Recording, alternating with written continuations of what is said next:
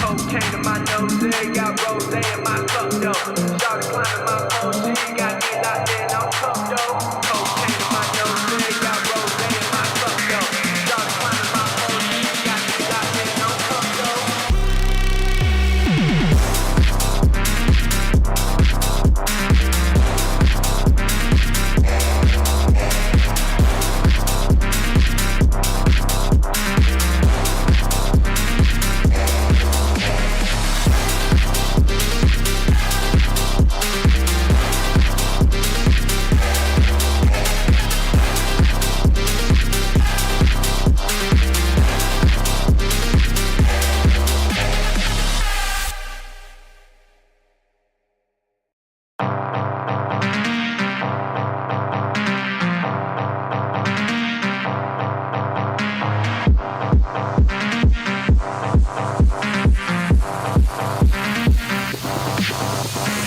Cocaine in my nose, got rose in my cup though.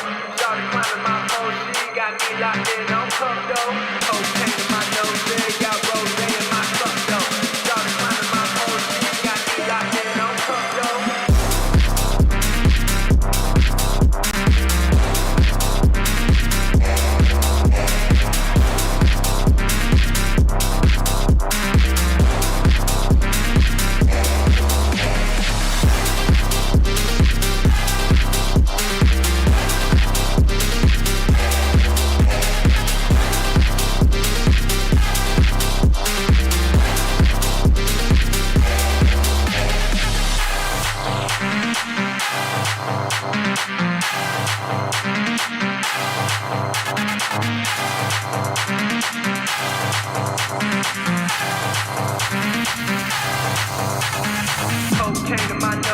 Got rose in my cup though. Started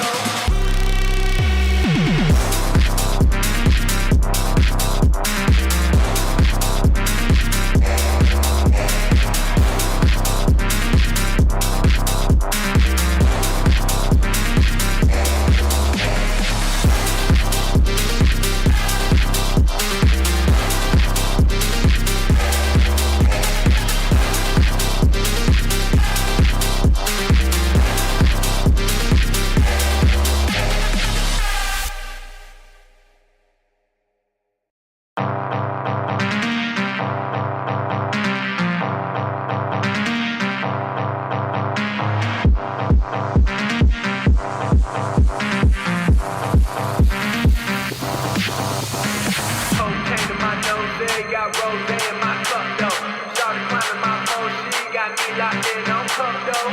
Cocaine in my nose, got rose in my cup though. Started climbing my pole, she got me locked in on cup though.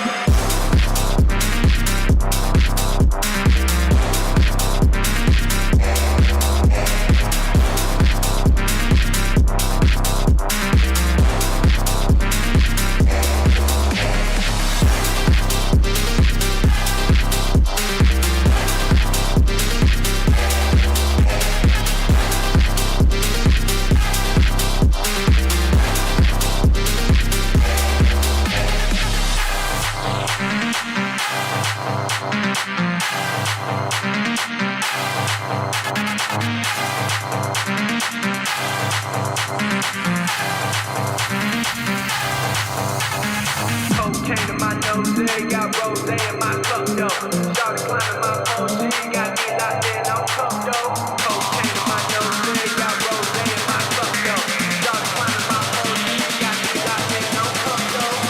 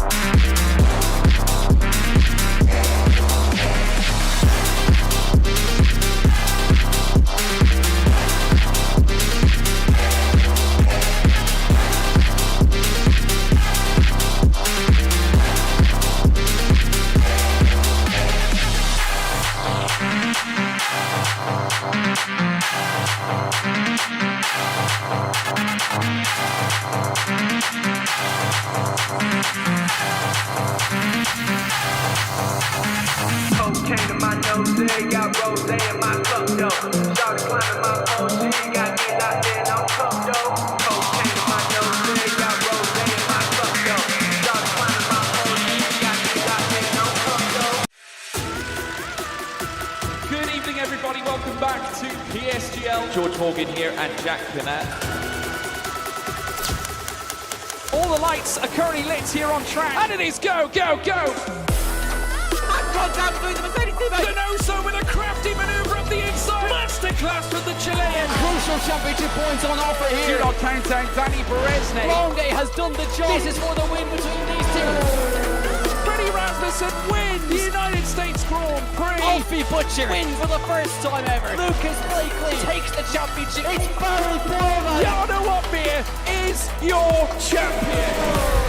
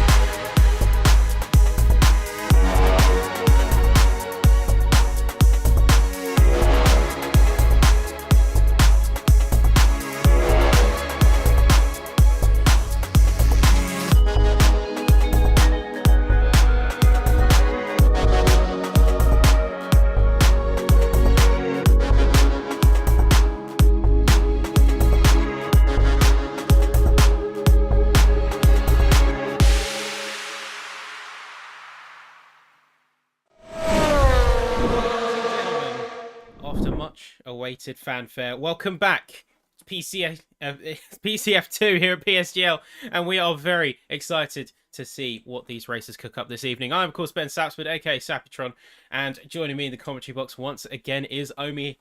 This could be championship night, ladies and gentlemen. This could be it. How are you feeling about it? Championship night, absolutely incredible stuff.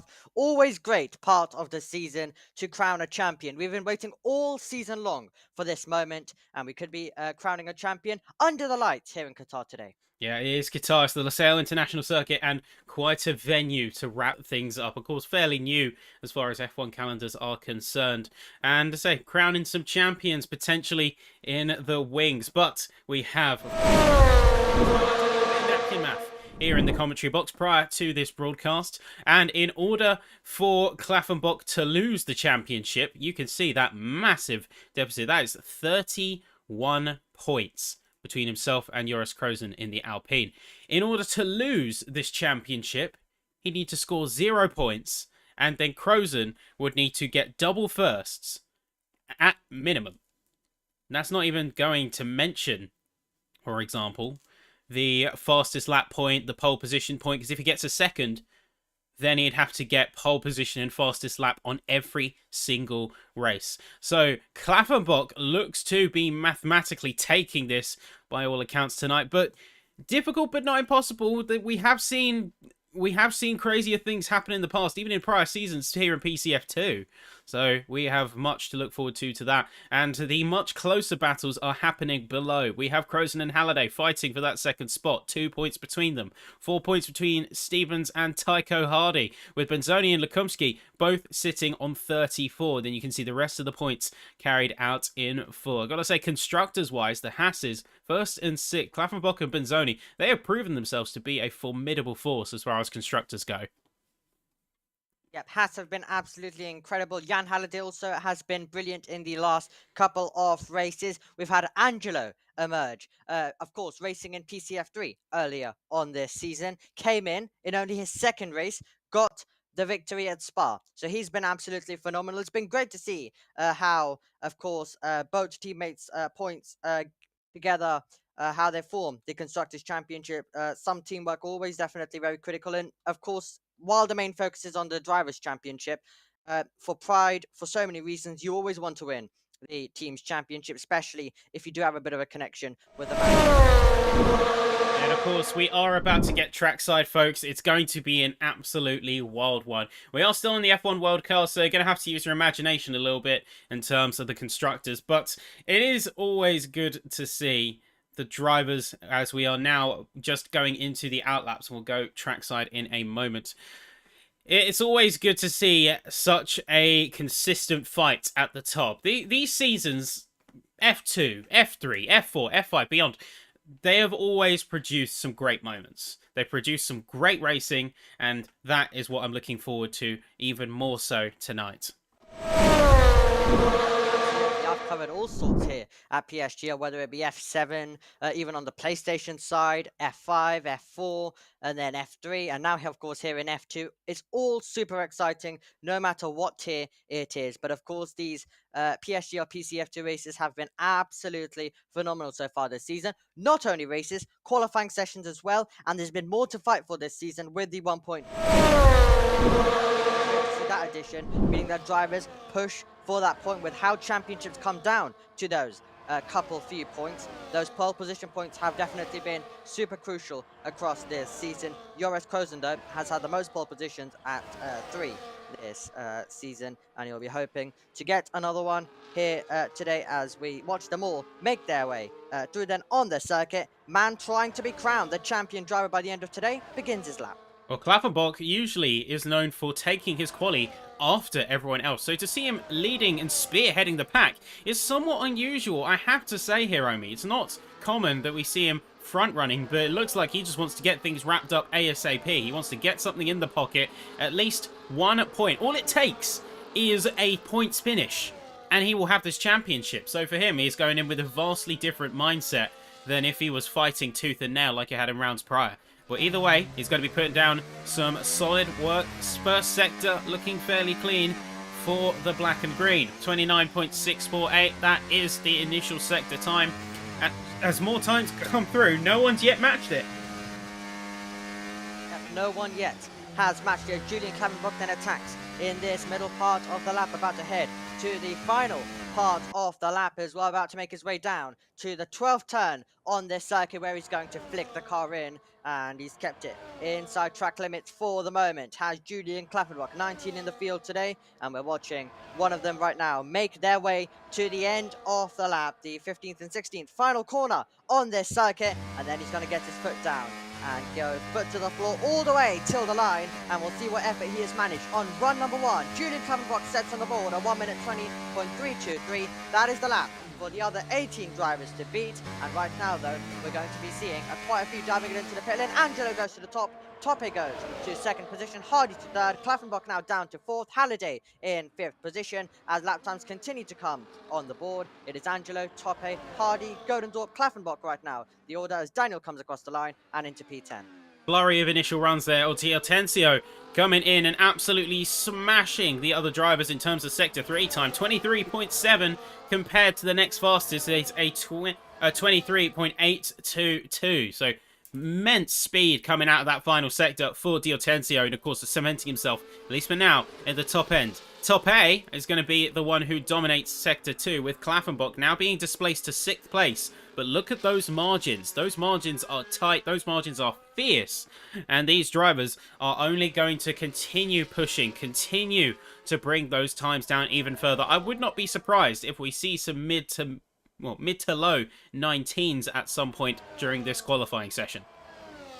Yeah, absolutely. As we now take a look at Felipe Souza, who's invalidated this lap, PCF4 champion from last year, making the jump up to F2, bypassing F3 as well, and currently our championship leader down in 6th position, but he comes alive in the races. That is where Julian Klaffenbach comes alive. He has not been on pole at all this season, as Julian Klaffenbach, the race is where his strong point, and that's where he needs to be strong. That's where, of course, you get 16 for the win, and even after bad qualifying, he always manages to fight up near the top. Spa, a great example of that, qualified just outside the top 10, able to recover through and in contention for the victory all the way to the end as well. He's won 3 times this season, trying to make it 4 by the end of today, on his way to the title. And we look to the man who is going to try to deny him, but it's going to take some race and some qualifying session, and it all starts now as he's about to get his first qualifying lap on the board then with 12 minutes and 30 seconds on the clock to go. Well, he did invalidate, I believe, and then subsequently abandon their initial lap. Unfortunate, but sometimes that's the way it goes here. When you're pushing the limits like these R8G drivers are doing. Remember last time out, remember the squabble between Hardy, Krozen and Klaffenbach, all pushing each other to the ragged edge, and in the end it was Klaffenbach who took the drop. But these drivers are going to come out swinging. They're going to be giving it absolutely everything they have. And Krozen has yet to fully show their hand. Of course, no time on the board means no real metric for the other drivers to base their pace. Because there is an element of mind games, as with everything here in F1. There is an element of mind games, a little bit of strategy and playing on your opponent's predictions in order to get the best results. Sort of catching them off guard in a way. But let's see what Krozen can do. Starting the lap now. Remember, key times to beat. 29.6 for a first sector from Klaffenbach. 26.5 from Top 8 in Sector 2. And a 23.7 coming from Diotentio to round off the lap. Krozen looking very committed to some of these corners, maximising the track and the width that is available to them. The striking orange line, of course, signifying the track limits and being careful of where they extend. But so far, looking like a decent first sector, 29.659. That is 11 milliseconds down on Klaffenbach's dominant Sector 1 time, but still, mighty rapid pace. If they can keep this consistent all the way through, and if they can get at least a 10th down in the second sector, they could be on top of this. They could jump to the front of the boards. Let's see what we can do. Coming up to the end of Sector 2 now, peeling out on the throttle, jumping up into 7th, nearly touching 8th gear, but instead staying in 7th, letting the speed ride out as we hit the multi-apex right-hand corner into the 3rd sector now, looking nice and swift here for Krozen. It's a 26.598. This could be on the cards for the fastest lap of the session thus far. Very nicely done there. Careful not to invalidate on the last corner for Krozen. And as we come up to the line, it's a 0.131. That is your new fastest by half a tenth of a second. It was cars, of course, which are also making their way through in the first sector. Ghosting is off, of course, is on, I should say, as well. But there still can be a slight distraction, especially when they're racing at such high level and with how close the margins are. But it did not stop Joris Krozen from going to the top of the timing sheets. Absolutely brilliant stuff from him. But everyone gets to respond now, including the man in your picture, Julian Klaffenbach, making his way through around this circuit with 9 minutes and 40 seconds on the clock to go. So we've got two drivers with the 1 minute 20.1 lap times, and then quite a lot of drivers a few tenths behind as well further back as they try and close the gap in at this stage. They'll be trying to build up with what they managed on their first lap, the banker lap, and they'll be looking to try see that delta go green at the top of screen. And if it is, then they will be finding an improvement, and they'll look to continue that momentum all the way throughout the lap. But it is a challenging lap around Qatar. Every lap is challenging, lots of places to definitely mess it up, to run a little bit wide, to invalidate as Klaffenbach comes over the line. P3 for him right now as Angelo dives into the pit lane. Wild thing is, for the Sector 1 time, Krozen and Klaffenbach got the exact same time, 29.659 here. So the fastest times on the sectors are counted with the overall laps. And yeah, Krozen and Klaffenbach, with their 2 laps that they just had, have gone identical in Sector 1. Godendorp slotting himself firmly in by 2 milliseconds into second place, with Top 8 coming in just 6 milliseconds after. Really impressive stuff from a lot of the field, but the concerning thing to me is that you still have 5 drivers, technically 4 because Marples has exited the session, who have yet to put a time down. And we are already more than halfway through this quali session. The pressure is no doubt going to be mounting up for those who have yet to score.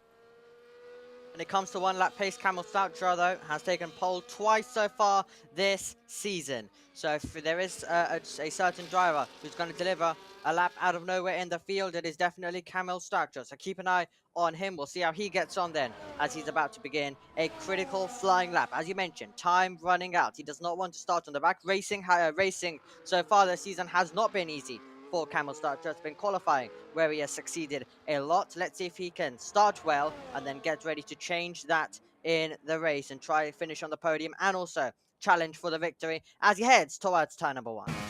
they're coming into turn number 1. High commitment, throwing the car almost into that sharp right-hander. So Lascelles, of course, being known for a lot of different blends of complexes from other tracks. So you've got almost a Bahrain-esque start, followed by, say, some Turkey inspiration. A little bit of a wobble there from Statra. It's only a 29.9 on the first sector.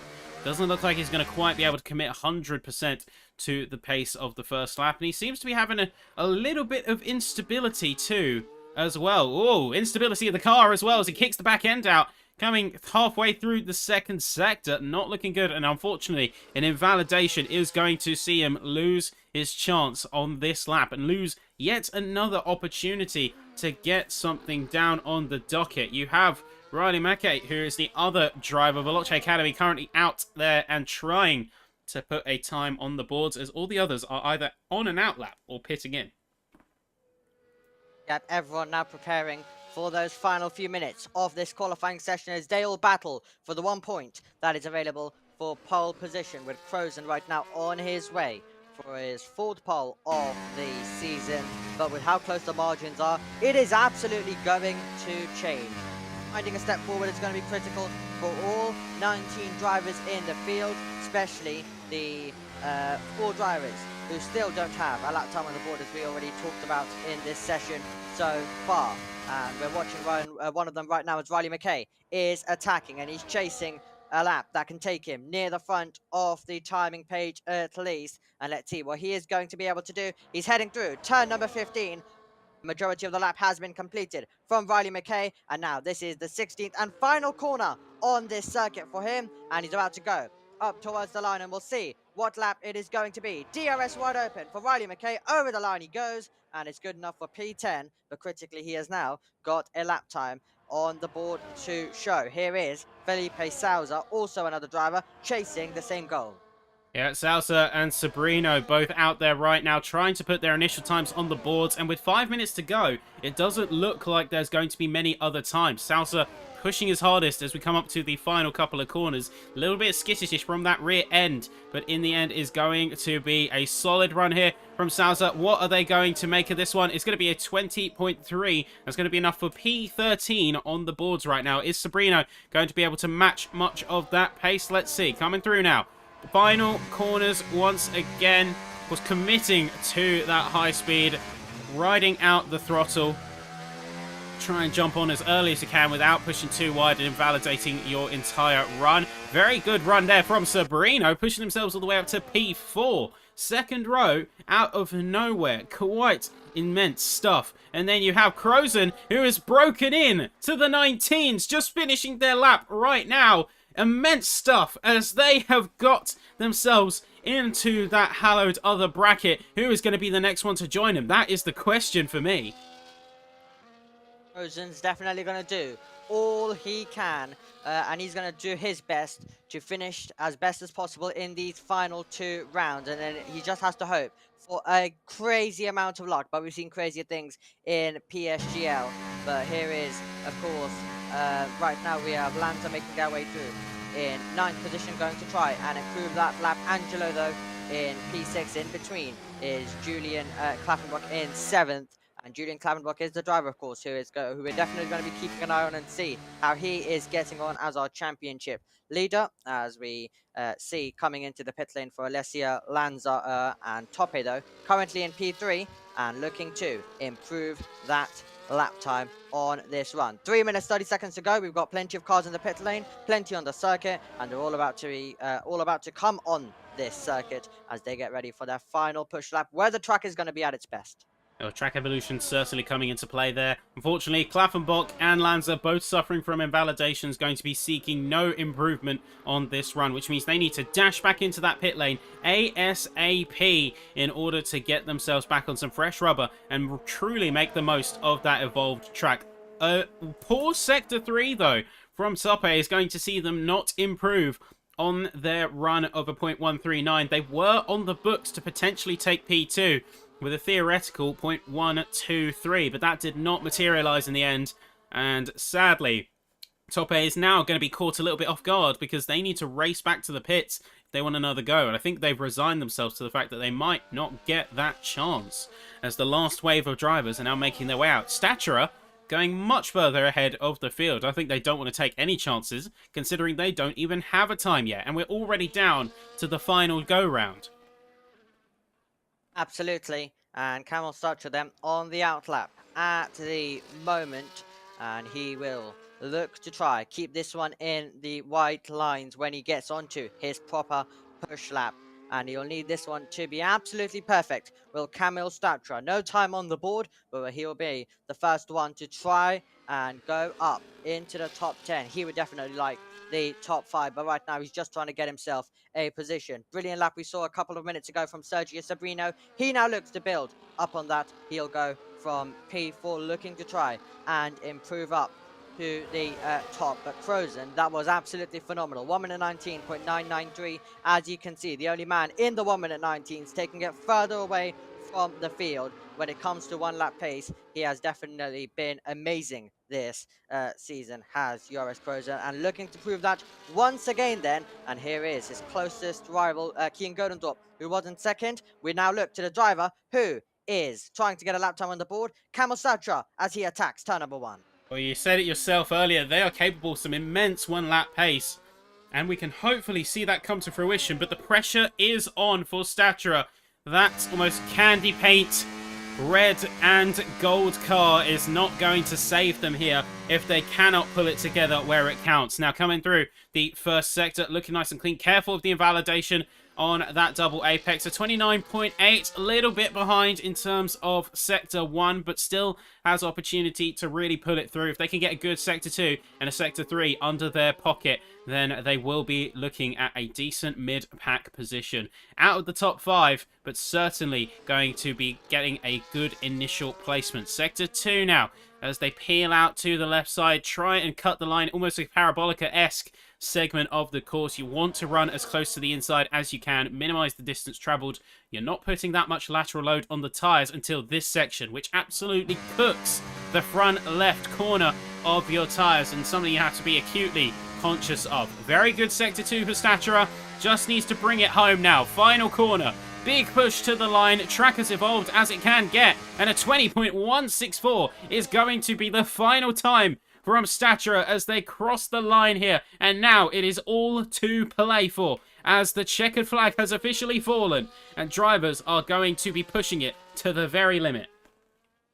Needed the lap, finds the lap. Superb effort from Camel Statra. Everyone will get the chance to respond. Liam Stevens, confirmed in 9th, but with improvements behind, he could be fading down. We're watching Felipe Sauter, the driver currently in 15th, finding an improvement, cutting to Sergio Sabrino, as Kian Godendorp goes to the top. We thought it was a fantastic lap from Joris Krozen, but Godendorp has just beaten it on the final run. And now Joris Krozen is up by half a tenth, and he'll need to try and take it away. Here is our championship leader, currently finds himself in P10 then after the improvement for Nelson Elf, who is in 3rd position. We ride on board with Julian Klavenbach, never been on pole so far this season. He is going to need some mega sector if he wants to change that right now. With DRS open, going for the line. Let's see what Klavenbach can do. He goes up to P6 then. Superb stuff from him. We join the battle for pole, but Krozen's invalidated. And after showing such good pace earlier on, he'll be starting in 2nd. Over the line for Hari Cohen. He is in 14th. Daniel up towards the line stays in 17th position, but it is going to be Kian Godendorp at the end, finding the lap and taking the 1 point for pole. An absolutely brilliant lap there from Godendorp. He linked it all together, almost perfect sectors, barely within, say, a couple of hundredths of a second of the best sector times for each part of the course. So, astounding run there. Really should be proud of himself for that one. And well deserved to be on the top step. And by a 10th of a second, a whole 10th in this company is nothing short of brilliance. But here we go. Godendorp and Krozen are going to be on your front row, followed by Sabrino, Alves, and then you look to the rest of the field. You have top A, Julian Klaffenbach, championship leader, only able to get within a quarter of a second of the lead time, down in 6th. Salsa, Halliday, Staturer, and Diortensio close your top 10, followed by Stevens, Lanza, Hardy, Cohen, Jacobs, Mackay, Kjeldsen, Lund, followed by Marples, who did not set a time. Only 0.6 of a second split P1 through to P18. I think that is seriously impressive. Goes to show, especially when you look at the mid-pack being split by 5 to 10 milliseconds at any one time.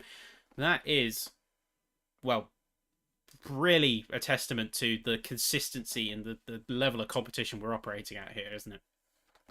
Yeah, fantastic stuff right at the end of the session to find a lap by 1/10 of a second to take pole position as well. And when it's so close, it is just such a phenomenal effort to take. It's been close all season long, and Godendorp is going to be a contender in this one, as you would expect from pole. But he's going to have lots of drivers for company in what could be a pretty wild race here in Qatar. The lobby restart procedure is just getting underway, of course, as we need to turn collisions back on as well, and then we'll load all the setups for the drivers, and we'll be able to get the 29 laps of action in Qatar underway, and it could be a 29 laps that is going to possibly crown Julian Klaffenbach the champion by the end of it. But it's PSGL, nothing's confirmed, everything is to play for. Yeah, it's always everything to play for every round. Even if you're 30 points or 3 points away, every moment counts. Every race, every lap, every corner. You have to put in everything. And that is what we love about this racing. But we will, of course, take a moment to have that restart procedure to turn those collisions back on and to get everything in race trim ready for the penultimate round of the season. Remember, folks, we are, of course, here tonight in Qatar. After that, it is the season finale out in Brazil next week. And it is going to be nothing short of fireworks. I don't doubt that we are going to have fights all across the grid for final positions in the championship. Whether that is first, third, fifth, all the way down the order, we are going to see those fights sparking, and that is what I'm very excited to look forward to. But we are going to take a short break here while you get a chance to hear from our sponsors. Of course, support the people who support us, but we'll talk about them more after this quick word.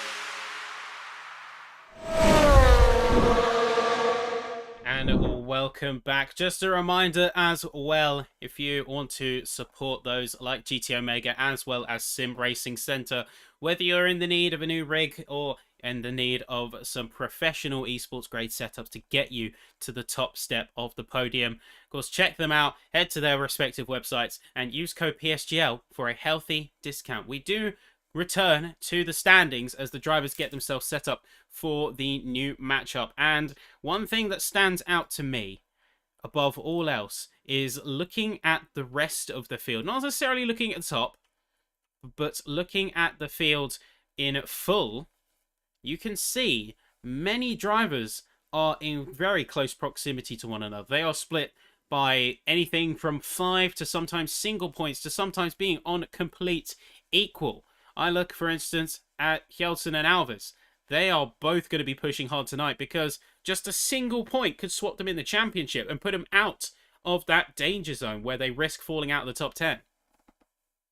It's always absolutely incredible to see the championship battles play out in the mid-pack, where it's super close, where it's points everywhere we look. I remember earlier this season we had a situation where we had 4 drivers on the exact same points in a position like 14, 15, 16, 17. So it was absolutely incredible stuff to see the mid-pack, and they'll continue battling it out while we may have a champion crowned today at the front of the field. Further back, still all to play for, just like this race is going to be. We're going to, of course, go into Brazil, which, as you already mentioned, should be absolutely wild, brilliant, and some fantastic action. It will be typical PSGL racing for you next week. Really excited for that, and we're going to go into it with lots of fighting to be had when it comes to the championship as well for those lower positions. All those drivers trying to gain all sorts of points in the final laps of what will be a crazy race next week for sure. But they're going to try set themselves up this weekend here at, or this today on Thursday, I should say. They'll try and get themselves all set up and ready for what should be a thrilling race. And then, of course, they'll be trying to maximize their points before they head into Brazil. And when we head into Brazil, there is no guarantees whether the drivers will see the flag because, as I mentioned, it will get very fighty between all of those drivers. So no guarantee whether you are going to finish the race or not. So you need to try and leave Qatar with a solid points haul. Yep, and of course, don't doubt the lengths these drivers will go to complete their objectives and how hard they're going to race out there tonight. Of course, look at Godendorp, 11th in the standings, but just got pole position by over a tenth of a second. So they have a massive opportunity to jump as high as 6th in the standings, mathematically speaking. If they won out here tonight, that's 16 points would catapult them up a decent chunk of the championship order. Same goes for a lot of other cars. Top A, for instance, they had a solid run and were pretty much on top for a good chunk, a good majority of that qualifying session. So don't doubt their pace either, but eyes on the top, eyes on the likes of Klaffenbach, Krozen. Klaffenbach underperforming a little bit compared to expected here for Kawali, only managing 6th place, but they are capable of putting it in the race, knowing how to lock in that pace and strategize to best effect. That is going to be what I'm excited to see personally, as they are going to fight their way to the front alongside such competition as we have seen out there on the course. And just before we get started, I do want to say to everyone watching, as well as to all the drivers, this has without a doubt been one of the best seasons I've been a part of, and I'm very much looking forward to tonight's round and of course the climax next time. Yep, it's going to be absolutely incredible. So stick with us as we're about to go racing in Qatar. Julian Klaffenbach, as I mentioned in qualifying, never been on pole this season. The race is where his strong point absolutely is. So keep an eye on Julian Klaffenbach, really trying to contend and fight with all of the rest of the drivers in this field. He's a driver who really knows how to bring it all the way to 11 when it comes to the race contest. So keep an eye for him trying to make his way through, and them all trying to brawl amongst themselves meanwhile as well. And of course, Ben Marples having not set a lap in qualifying, meaning that we don't know what his pace is going to be like. So he'll also be looking to try and find his way through. A very talented driver, also someone who got promoted from F3 mid-season, having led that championship. And he's just trying to end this season on a high with some good finishing results. As we now look to the pit lane, all the drivers will be loading their setups, getting their race strategies all sorted, and then we'll straight away look to the 5 red lights. And I do find it interesting that there is only a single DRS zone across this course. Usually, we've got more accustomed to courses that have 2, 3, sometimes 4 DRS zones over the course of a lap. Losail, just a single one, the start-finish straight. That is it. That is your entire fill. And I think that is partly because for so much of the track, you are cornering, whether that is subtle curves to one side or outright multi-apex complexes. But enough time for that. The track is hot here in Losail for round 11 of PCF2, and an immediate sharp getaway as you do have a yellow immediately coming out. It's going to be Sabrina with a surprise jump up the order. Great start there coming from the car in white, and Krozen is going to be dropping down a little bit as Klaffenbach is going to be hunting and waiting in the wings. Top 8 also going to be making a move initially, taking the 3rd spot away from the black and green Shark F1 car. And they are going to be giving it 110% side by side through almost the entire first sector. In the end, it is going to be a yield from Krozen, and a little bit of a wobble as you see further back in the field. There's Salsa, there's Stachura, that is Alves, all trading positions as Krozen and Klaffenbach are now reunited. I'm not sure what's happened to Joris Krozen, but they have had a massive drop compared to their start position. Not the star that Crozen wanted, still under pressure from Nelson Alves, who is trying to move through. Was Nelson Alves able to get there?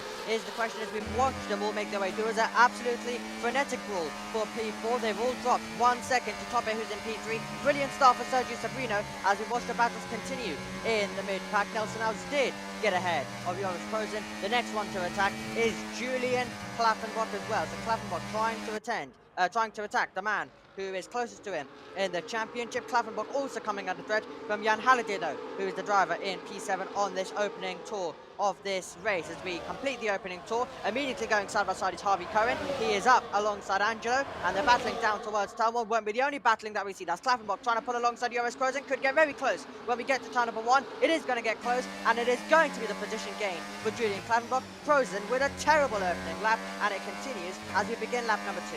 And as we watch the drivers joust and contest and fight for the spaces, Crozen under even more pressure as Halliday is going to make his presence known and get the move done through the double apex coming out at the end of Sector 1. I've noticed and started to pick up on how these drivers fight for their spots. They can go one of two ways. They can either push early, get everything they can, and then spend the next couple of laps recovering their battery in a dominant position. Or you can be very decisive with your strikes. You can pump half of the battery into a move and then recover it afterwards. And this is something that I've noticed with a few drivers. In particular, Klaffenbach likes to use this strategy. They will charge up their battery to 100%, wait for an opportune moment, and then pump absolutely everything into attack and cutting it as soon as they know they have the dominant position of the corner. They've been able to measure this out, and I wonder how they've been adjusting to the ERS changes, my apologies, for this update and for this game update here. Because, of course, there is an increased burn rate of the battery compared to the previous build of the game, which is going to affect some driver strategies. Definitely will as well, as Crozen nearly getting sent round when we went down to turn number 6 on the previous lap. Now we're on to lap number 3, and now we've got Sergio Sabrino in the race lead ahead of Kian Godendorf. Tope still in third, Klaffenbach, then Halliday. Alves dropping 2 positions. He was sitting duck down that start-finish straight as well, as we continue to see them attack their way through. Klaffenbach now recovering back inside the 1 second of the top 3, having lost it in the battle for position as we ride on board with Tope trying to stand on the podium today. He's only managed that once so far this season, and today he tries to make it 2 by the end of this 29 lap race under the lights here in Qatar. And he'll right now be just sitting back, charging that ERS, waiting for his opportunity to come, as we'll continue to see swaps at this stage, and then it's really going to start to get frenetic, especially when we do make our pit stops all the way to the checker flag. I think you know how PSGL PCF2 races go all the way through as well. Lots of action everywhere we look, and here is Harvey Cohen trying to put the pressure on Angelo, who is in P9 at the moment, also then being attacked by Liam Stevens. And are we going to see a move into the final corner? Thinking about it, Harvey Cohen nearly went for it down into turn number 16, but he's got a huge opportunity when we go on to these straights. DRS will belong to both of them as Kian Godendorf is moving through into the lead. Won't be the only battle. That's Kemal Statra in the background getting past Nelson Alves. He's another driver who was dropped massively, having contended for 4th position about a lap ago. So Nelson Alves dropping down, and Liam Stevens does get ahead of Harvey Cohen as they continue battling over 10th position. Yeah, and in the end, it's going to be Liam Stevens who takes that top 10 spot. And the drivers are trying to measure each other up right now. They're looking at what they're doing. They're trying to get any kind of reasonable information. Things like if they are recharging the battery, whether they are maybe not used to the ERS changes. Of course, the double burn rate has caught some drivers off guard in some of the reports that we have been receiving and some of the intel that we've managed to get from some of our racers in other divisions also. That does, of course, mean there is a new element to consider, and it could throw some of them off. I know drivers like to be in their sort of flow state by the time they get to lap 3, 4, 5, but they can't do that if they're having to physically think about and augment their existing strategies that they would have otherwise ran with their previous builds. Now, the race engineers are going to have to work overtime on this one, but as we look at the order starting to stabilise, things are looking good at the top. Things are looking good in particular for Klaffenbach right now, because he's currently sat in 4th, and Crozen has dropped down to 8th. Following a strong start, it doesn't look like they've been able to get that initial momentum.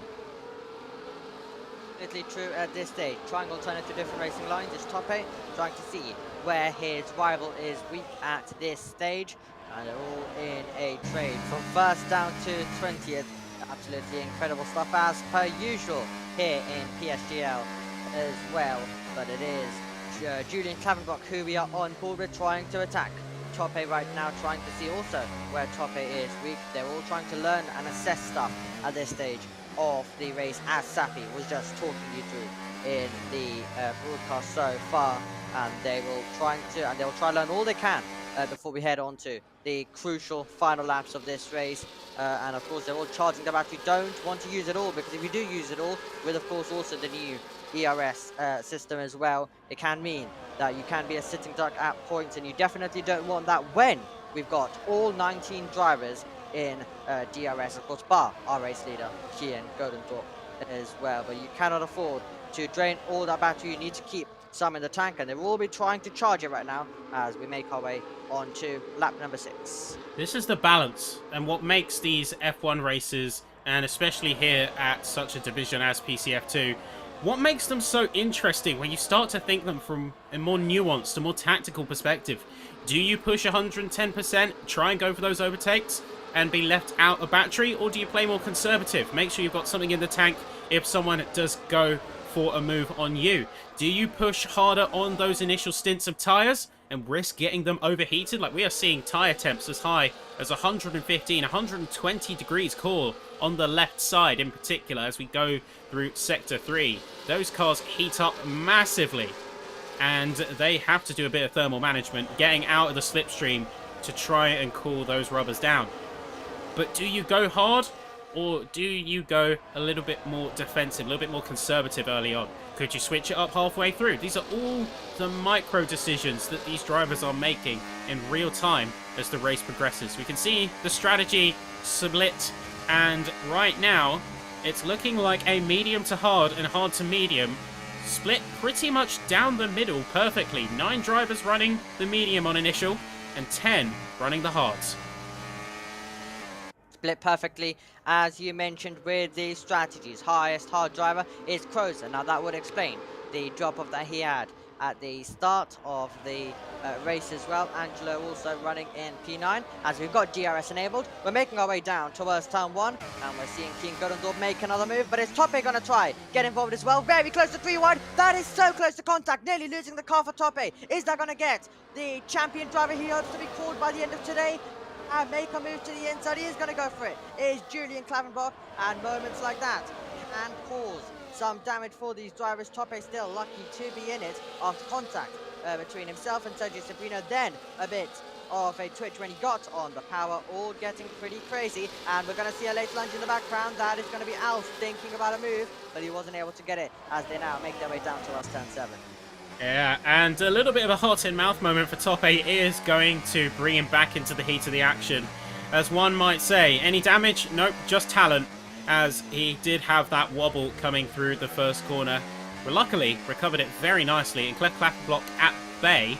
Even if they did pull alongside, they kept a cool head, they didn't get too reactionary, and that's what kept them in that top spot for now. Looking to the rest of the field and some of the initial changes. Of course, Crozen currently sat with the biggest drops, only outdone by Sousa, but they did have an incident on lap 1 that caused them to leave the track, and in fact has 2 warnings to their name alongside one of the other cars on track. I do believe that that is Ben Marples, currently sat with 2 warnings also. But big queue of cars. Is there going to be any overtakes via the DRS on this lap? Doesn't look like anyone's going to go for any major moves, but we will see a peak along the side for Joris Crozen. Is that going to convert? Doesn't look like it, as Diotensio is breathing down their neck here. Indeed, so he is trying to get on with it at this stage, and so is Crozen, of course, trying to recover on those hard combat tyres. The race, if he does play it right, could come back to him in the final stages of this one. It's always fascinating to see who's going to come out on top. Further back, we've got Tycho Hardy dropping down a place. That is going to allow us. As we join the battle live, Hardy trying to fight back to the inside, and we've got Alessio Lanza trying to go through, but it's going to be Hardy who just maintains that position for the moment. Contact made between the two of them. Hardy goes off the road momentarily after contact made, and Jacobs is going to say thank you very much. He has got himself up a position. So we've got Lanza now in 12th, Jacobs in 13th, and Hardy now in 14th. Yep, and unfortunate for Hardy, as he's going to be mighty fuming with that one. It had such a good run, and it looks like it was completely destabilized. So Roshan's going to be pretty happy with that, getting a move essentially for free. Very close to the back diffuser of said car. Tycho Hardy is going to be pushing with 110% force in order to get himself back to where he used to be. Sergio Sabrino is going to go for a retake on the lead, of course, leveraging the only DRS on the track. Tope going very deep in there to try and capitalize all of the same, and not quite going to have the edge there, but he's going to retain proximity to Godendorp. They go side by side throughout most of the initial corners. Tope is going to have the lead going into the double right-hander and is going to have the apex, which he's going to use to take dominance and take that P2. It's going to be a quite interesting one, as Godendorp has now been split from his top spots. Superb stuff in the battle for second position as well. We've got Crozen just ahead of Nelson Alves. They were also having a battle of their own, and they were still having a bit of a battle of their own, but it seems like Alves has just had to settle in behind. We watch from Angelo, who seems like he's got quite a bit of DRS to use, as would quite a few of these drivers if they have been saving it in this DRS train, but this is when some of them start to make certain moves and get themselves into a position before we of course head into the pit stop phase as well, with Angelo about to go onto, Angelo's going to be heading onto the medium compound of tires. In the background that is going to be Lanza looking for on Harvey Cohen, and I think Lanza was he able to get there, as we now watch Liam Stevens dive it into the pit lane.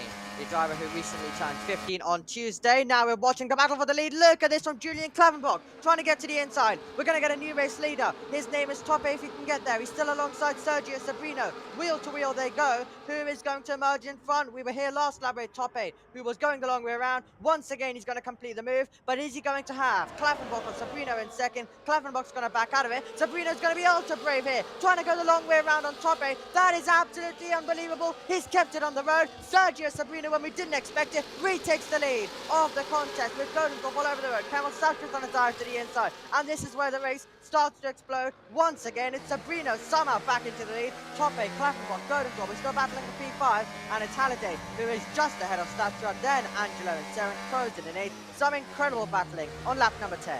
And in the beginning of Sector 2, we saw Godendorp take a little bit of a shot in the dark with the left-hand hairpin. Didn't quite materialise into any moves, unfortunately, but shows that he is itching to get back up into those podium spots. Klaffenbach has mostly kept his head down, hasn't got into any major fights, any major drama, and has inherited P3 through his own wit, as well as just knowing the right times to push. Let the others fight, bring themselves in proximity, and then that is when you can strike. Similar to Tope and Sabrina right now. They trade, they fight, and that has reeled them into the competition. Statura is going to be joining Cohen and Godendorp all in the pit lane, as they are going to be making their initial stops. And the mediums are going to prove to be quite a difficult tyre to maintain for any period of time. We are 10 laps in, and some initial data reads is we are looking, particularly the front left, is getting absolutely hammered. I'm seeing readings as high as 40 to 45% here on lap 11. Consistent with the rough halfway point of the race that we are coming up to shortly, but still, it doesn't feel like they've been on those mediums all that long, and they're already suffering some significant wear. Absolutely are as well, as we're on board with Julian Klaffenbach in that battle last lap around, and he's currently on the back of Sabrino as Tope back into P1 of this one. Then as we continue to see them all make their way through these tight corners, high speed corners of this circuit as well, and it really gets tight for all of these drivers. Lots of flat out. That's why, of course, we were explaining to you, only one DRS zone on the circuit, and that is on the start finish straight. A huge overtaking opportunity, but the great thing around this circuit is you can sometimes continue to see the battles after that point as we go side by side into the pit lane, and Sabrino is just going to be behind Tope as they dive it into the pit lane, and they leave Halliday and Klaffenbach taking over second and first as we get more pit stops in this one. That was a little bit cheeky there. Sabrino trying his luck with an overtake in the pit lane and is going to be swiftly reminded of what is at stake.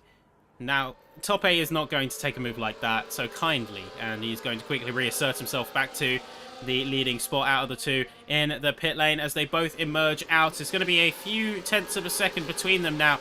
Top 8 look to have got a much better time out of the pit, and that leaves Klaffenbach in the lead with Halliday and Crozen in second and third. Looks like they are going to be taking those mediums a little while longer, or at least maybe a couple of laps before thinking about going in once more, and then it'll be hard to the end of the race.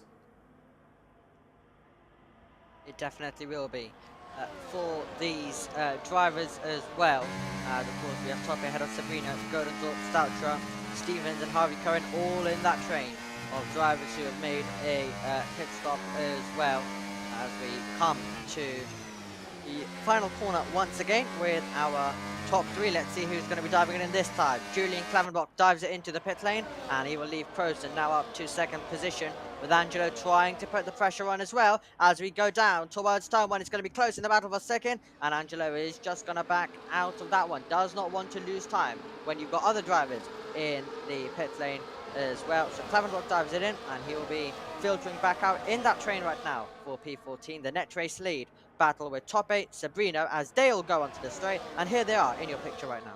Yeah, we're going to see where Klaffenbach comes out the pit relative to the rest of the field. You can see he's going to be pushing and giving it everything. Sabrino is going to overtake heading into that first corner, and Godendorp is going to be making it third, with Klaffenbach going into net fourth position in terms of the drivers who have now currently made pit stops.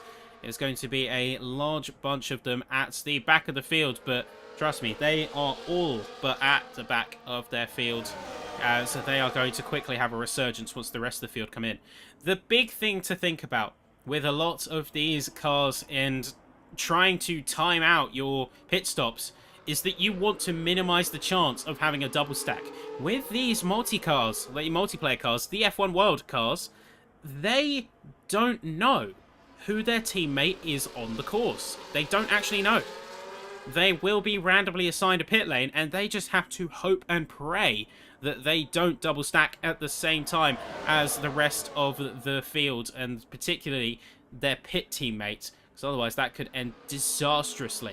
We look to the top, we see Crozen taking lead of the race. Diotensio is going to be following swiftly behind, as Jan Halliday is now in third place. The top few are going to be trading back and forth consistently over these next few laps. Crozen on the hard tyre, looking to extend that first stint out as much as possible. That's what he is going to be trying to do indeed, as they continue the fighting for what is 12th right now, but it will be the net race lead. And all of these drivers come into the pit lane as well.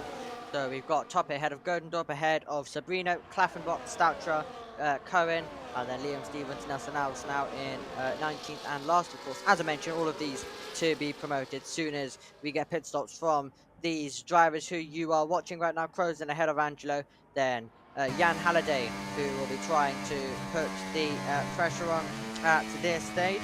Of course, Halliday, a winner for one of our winners this season, and he will be trying to be in contention and fight when he gets those medium compound of tyres on the car as well.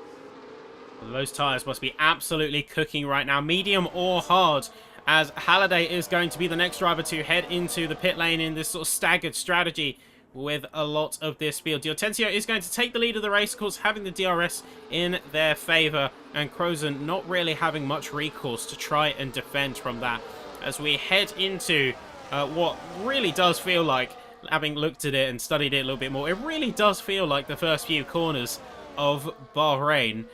But nonetheless, it is producing some top-tier racing. And as the drivers start to space out a little bit more, although not as important as it is on other circuits, a few packs of drivers are starting to separate.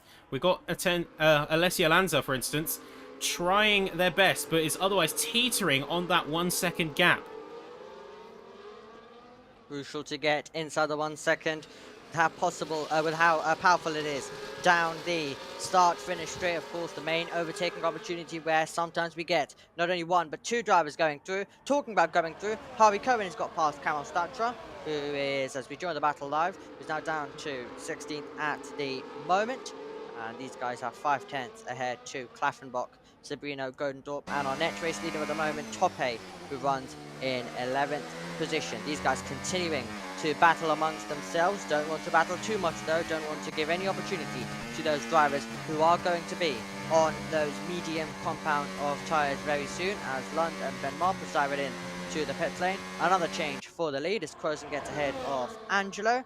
And these guys are about to head on to that start-finish straight and have a battle of their own. And say Marples and Lund both heading into the pit at the same time and having a little bit of a trade while they do so. Let's of course see where they come out as this next pack of cars makes their way through. And it is going to be a push from Godendorp, as they are trying to re-establish themselves as leader of the second group of cars. You see London Marples peeling out the pit lane much further behind the rest, about 2 seconds respectively, and this is going to be, of course, a big hindrance for them. While there's only the one DRS zone, that DRS zone is quite impactful. If you can get within proximity, you are talking anyway from 3 to 5/10 of a second.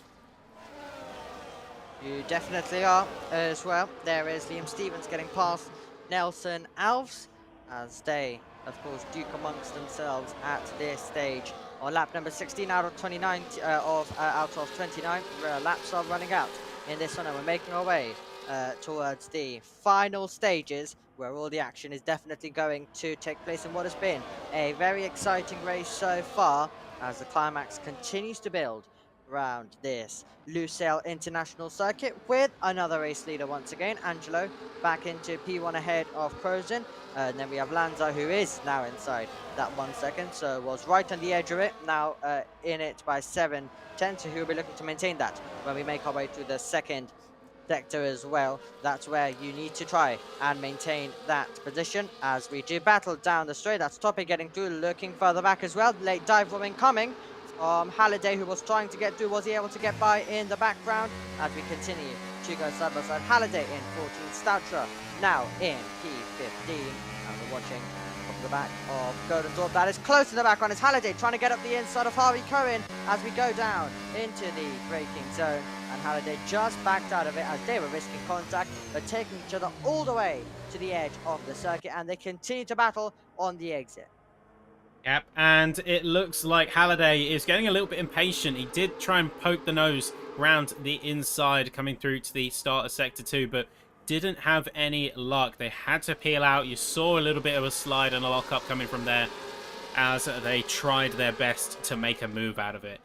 We'll have to, of course, wait and see, but it looks like Cohen has had a big drop in speed, and that is going to be an opportunity that Halliday is going to take full advantage of, as you have a swathe of cars of that initial field now jumping into the pit lane. This is going to be where the hard runners start to make the transition over onto the medium compounded tyre. Diotensio, Lanza, Jacobs and Mackay all doing exactly that. Where are they going to come out relative to the field? Let's jump with Diotensio. Let's see where they peel out of the lane. It looks like they're going to be jumping into the heat of the pack, and it's going to be right alongside. That is Alves immediately taking the fight to him as they stick alongside. Tyres aren't even fully warmed yet and fully primed, and yet they're already being a massive challenge to Alves, who has already had 4 laps on the hards to try and get the most out of them. The fresh mediums, now quickly heating up, are going to be quite a threat. And oh, big slide coming in. That's Statura. Big kick of the rear as we come into the start of Sector 2. Not looking good for them at all. They've had a pretty rough run of form over the course of this race weekend.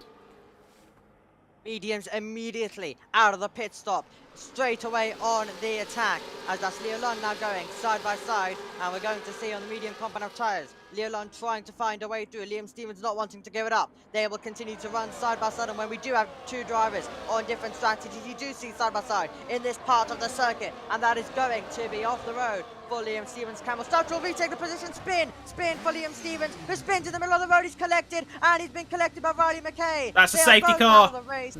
That will definitely deploy the safety car. Riley McKay and Liam Stevens, such a disappointment for them. And after Liam Stevens had the spin, rejoined the circuit, and he was collected by Riley McKay. And into the pit lane comes Sousa and Daniel. Yep, they are going to be leveraging the perfect timing almost to get themselves in there. Looks like Leoland and Diotensio have had a collision out on the course, and they are going to be far from happy, as that is going to be a 10-second penalty placed on Lund. Now we can see the safety car is out on the course. I'm not sure why it was displaying a VSC on the screen right there, because we have got, of course, the yellow icon on the minimap and internal data reading that there is a full safety car. And right now, the ones who are going to potentially benefit from that is going to be, well, a lot of the drivers who are on an alternate strap. But, I mean, I'm going to be honest, I'm struggling to get full grasp of the situation here, because we have a safety car on track, but yet drivers are under VSC conditions. They are being regulated as if it was a VSC. You can see them driving slow, trying to keep the deltas down. Not really sure what to make of what is going on here, but either way, that is going to be Crozen now heading into the pits. That's going to be Tycho Hardy doing the same, and the rest of the field is going to be pushing around the course as fast as they can within the VSC limits to get themselves behind that car. It looks like some of the front runners have effectively got a stop for free. Yeah, absolutely brilliant stuff for the top three right now at the moment, being able to make a pit stop, and we're going to also see plenty of other cars driving it into the pit lane. The safety car can completely change the racing. Yes, there is a safety car on the circuit. There is a bit of a bug where sometimes if the virtual safety car is momentarily deployed, and it does deploy the virtual safety car, and it keeps it on the graphic, I should say, but the safety car is actually out there on the circuit, so we'll see whether that fixes itself. But the safety car is out there on the circuit, and it's about to collect Crozen, Hardy, and Felipe Sousa. That is the top three. Felipe Sousa has not stood on the podium in PSGL PCF2. Let's see whether he is going to be able to turn that around. When I was speaking to him a few rounds ago, he was disappointed with his season. He's now been given an opportunity. Let's see what he is going to be able to do up against Hardy, Crozen, and then also trying to defend from the drivers behind as well. Well, it looks like we're going to have this safety car round for at least the next lap or so. And this is going to be a massive boon to the likes of Crozen, Hardy, Sousa, and all of the other drivers who are on relatively fresh mediums, because they are going to be able to take much more of the pace advantage of the mediums, because by the end of the stint, they would have started to feel that wear effect, and now they can give it every ounce of push that they have, because they're not going to hit that subprime status when you get to lap 5, lap 6 plus. I have to wonder how the drivers who are now on the hard tyres are feeling with all of this, because I'm looking at some of these races. In particular, Klaffenbach, he stayed out on 7-lap-old hards, and now is going to be in a sea of other drivers who have gone into the pit lane already. He was in a little bit of a field of his own, as you got some separation with the differentiating pit windows. But now, everyone else, even those who were on the same strategy as Klaffenbach, have gone on to a new set of tyres. It's going to be an interesting one when we come out of the VSC. Looks like we are going around for another lap, so it's very much likely that we will see us go back to racing conditions on the start of lap 22. Absolutely. And, well, we did say that things can change very quickly in PSGL. If Crozen was able to get, of course, a win right here, he's trying to do everything he can, basically, to keep himself in championship hunt. If Klaffenbach was to drop outside the points, we could see it go down to Brazil.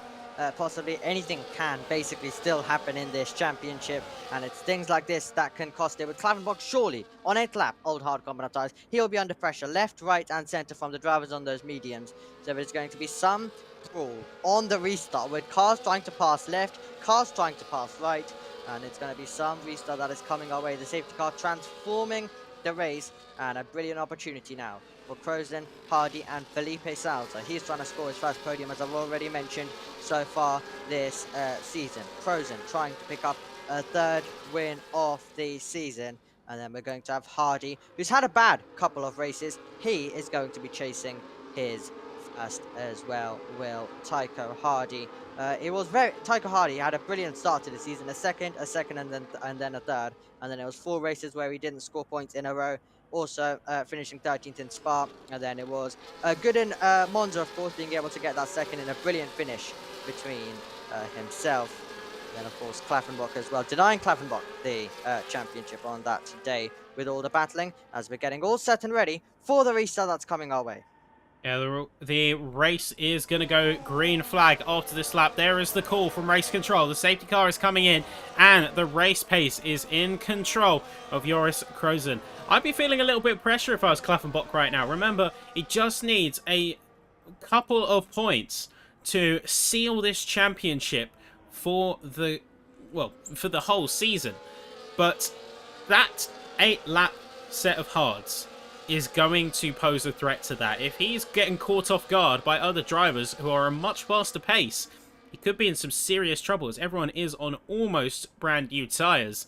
And with the safety car now coming in, that is going to be Crozen with a quick getaway out of the final corner, slowing them right down, squeezing them up, and then getting as much of a gap as he can on the exit. We are back racing once again. Ignore the safety car graphic in the top left of your screens. Klaffenbach immediately going to lose time and one of the positions, as Yeltsin is going to leverage those much fresher mediums to push hard and get that initial run. The top 4 are going to try and push as much as they can to see where they can take that pace to the end of the race.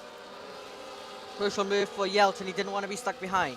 Julian Klavenbach on those hard compound tyres through this middle part of the lap as we go down to the braking zone, and that is going to be late on the brakes for Angelo up alongside Jan Halliday. Is he going to be able to make this move? Is he going to be able to stay committed? Trying to go the long way around. He'll take a wide line. He'll try get on the power a little bit more quicker. They'll have a traction race, and it's of course going to be won by Angelo. Jan Halliday backside of it on those hard compound tyres. He knows that it's not worth fighting corner after corner and losing each other time as well. But it's a 5/10 advantage for Crozen over Hardy. Felipe Salza still in P3 as these guys go racing for these final few laps here in Qatar. And let's see where Klaffenbach is going to be able to finish, but he's going to be under all sorts of pressure as Lanza is pushing Jan Halliday right now through these corners as well.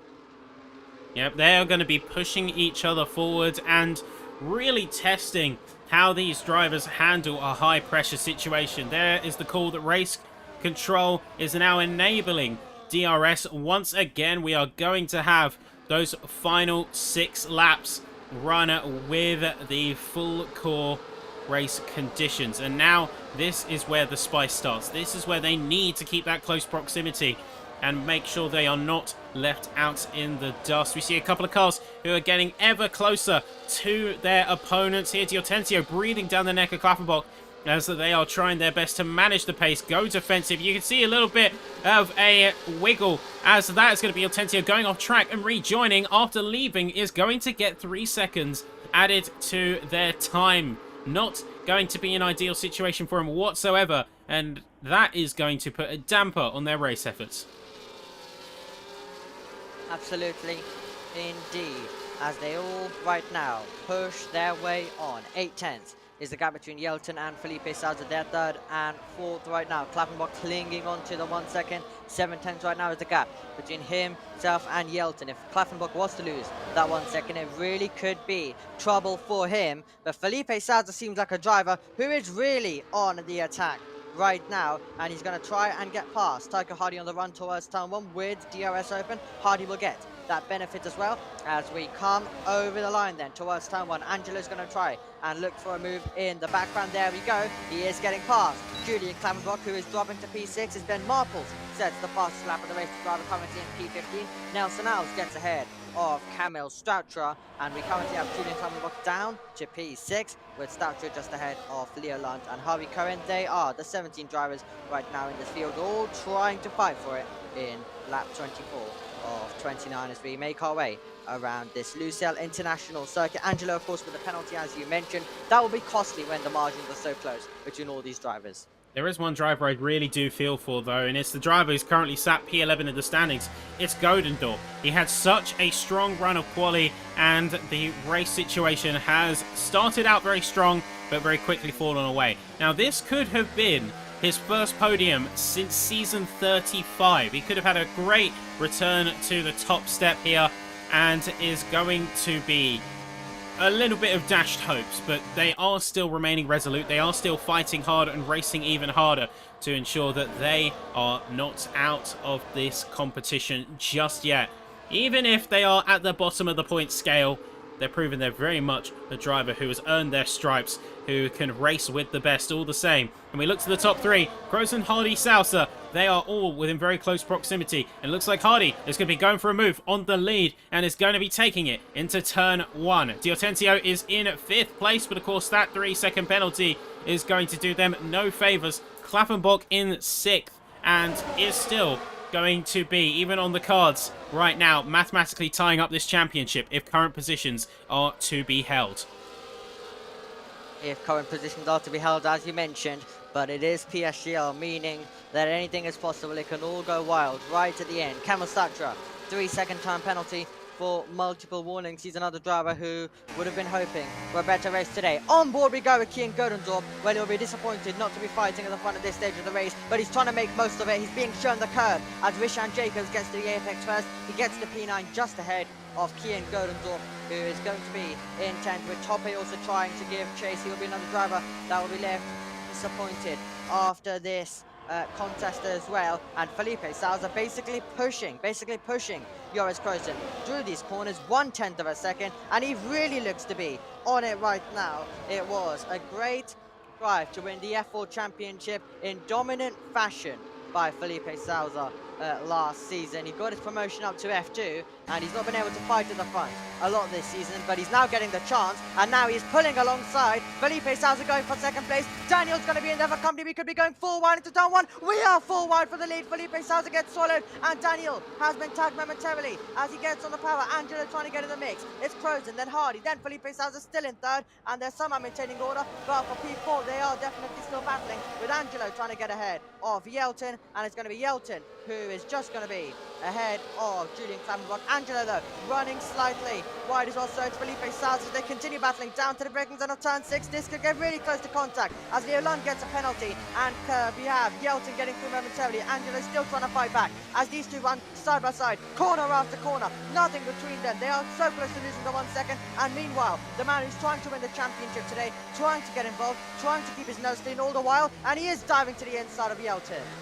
Yep, that was the biggest move of turn 1 chicken that I think I'd ever seen. 4 wide, going into a corner that can realistically hold 2 on a good day.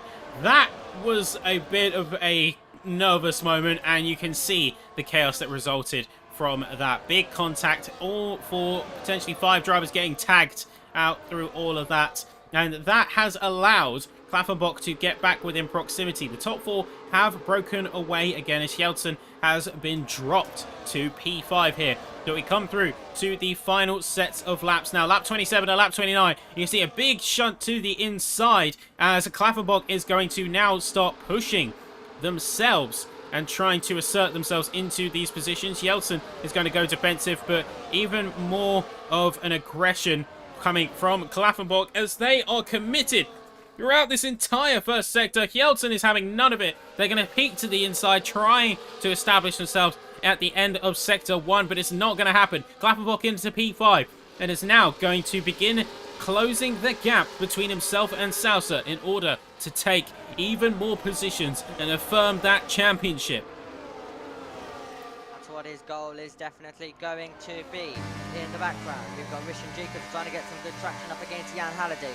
On board we are with Kian Gerdendorp, and we're watching the battle right now with Rishan Jacobs throwing one down the inside. It could open the door on the exit for Kian Gerdendorp. He has all the momentum right now, though he's boxed in and has absolutely nowhere to go. Halliday getting ahead, Jacobs being shown the curve, and now Gerdendorp trying to take advantage as they do battle in this middle part of the lap, the middle sector, and now in the third sector as well through turn 15. And let's see, are they going to continue battling down to turn number 16? And they'll continue when we get to turn number 1. As we take a look once again at this battling, Angelo has got a penalty, but he finds himself in the mix in this battle that is currently for P1, P2 and P3. Another change for the lead as Hardy now hits the front, and also trying to join in for company is going to be Angelo. That will be wide for Crozen, and it will be the position gain for Angelo up to P2.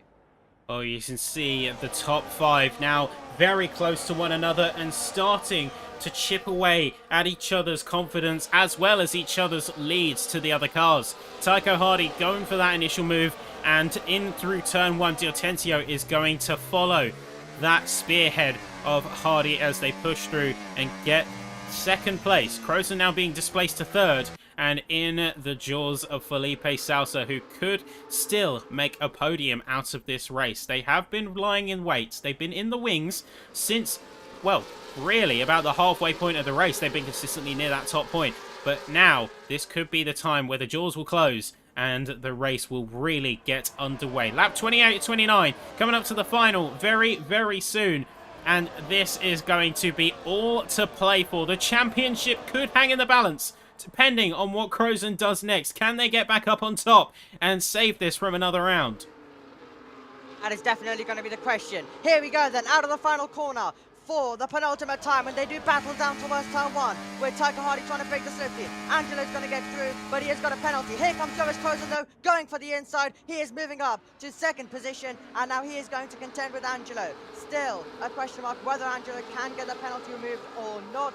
That will be decided in the steward's room, but still, right now though, he's P1 on the road with Crozen, then Hardy, then Felipe Sousa, who is chasing his first podium in PSGL PCF2, and then it's Julian Klavenbach in P5, trying to give it his all on the last lap, trying to take the championship here today, and we are edging closer to the finish as they go through turn number 6. It's Angelo with the lead by 3/10. Let's see whether Crozen is going to try and make the move if he can, but he's losing some time as we make our way through in this second sector. Angelo, as it stands, on his way to first place on the road, but Crozen will inherit it due to the penalty that will be applied. Well, it may not be a penalty because it could get removed for all we know, because stewards can step in certain instances and remove in-game penalties. So Croson still has to push for this. He has pretty much a full tank of battery. He can dump it in this final sector, and it looks like he's going to be doing just that, closing the gap 0.4 of a second, 3.5 of a second. It's going to try and reel him in, but it doesn't look like it's going to be enough. While it may be on the track, and penalties notwithstanding, it is going to be Diotensio who crosses the line first. And in the end, Crozen is going to take, or of course prior to penalties, the win of the race as far as the record is. Klaffenbach in third, though, has got the points that they need to firm this championship. They are the champion of Season 37 through a dominant display week in, week out. The consistency of podiums of this driver has been unimaginable. And we have seen here tonight a champion be crowned, whether the penalty is withheld or not. What a run, and what a championship. Klaffenbach, what a driver. Absolutely phenomenal stuff all the way throughout this season. Whether it was poor qualifying results, he was able to recover in almost every single race as well. And he really has been a driver who has performed when it mattered. And right at the end, to become the champion, beating also Felipe Sousa right to the line and finding himself onto the podium. Absolutely incredible stuff from him, and a great way to end what has been a brilliant season. But we've still got one round to go, of course, next time out in Brazil, where he's going to get to enjoy it as knowing that he is the champion of this season. And you can see the standings in full here. So Crozen, following Diotensio's penalty, who's going to get displaced into P11, is going to take the top step, with Hardy and Klaffenbach rounding off your podium, and of course rounding off the top position of the championship. Salsa and Yeltsin make your top 5, followed by Lanza, aka Suriano, Halliday, Jacobs, Gonadorp, and Tope down in 10th place.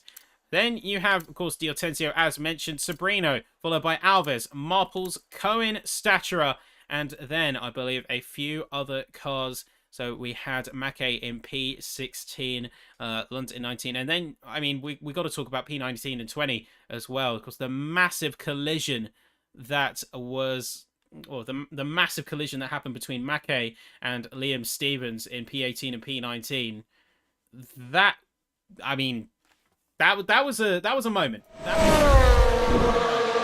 From the drivers and from, say, I don't actually know what happened. I'd love to get to talk to some of the drivers' perspectives on that who were around that accident, because it looked like a drop of the rear and he rolled back onto track and then just got absolutely smashed into the side of by another car. Well, by Stevens there in that case.